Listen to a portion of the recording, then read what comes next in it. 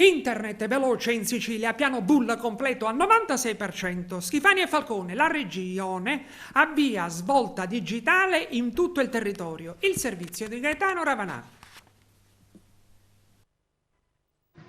Il 96% dei comuni inseriti nel piano banda ultralarga, gestito da Infratel e attuato da Open Fiber, risulta oggi servito dalla rete internet veloce in fibra ottica finanziata dalla regione siciliana.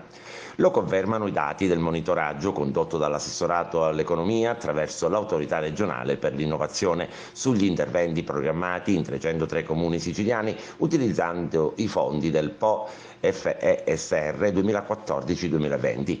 I cantieri di posa della fibra ottica risultano conclusi in 293 comuni, di cui 279 già collaudati da Infratel. In gran parte di questi centri la linea è inoltre già commercializzata. Sono migliaia le famiglie e le imprese che hanno adesso la loro utenza internet servita da linee ad alta velocità.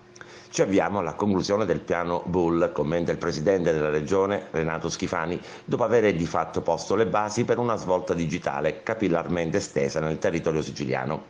L'investimento della regione sta contribuendo ad abbattere il gap fra i centri più popolosi e le aree bianche, cioè quelle porzioni di territorio dove per il mercato non è remunerativo realizzare la fibra ottica. Internet arriva così dove rischiava di non arrivare mai, a vantaggio di tutto il tessuto sociale della Sicilia.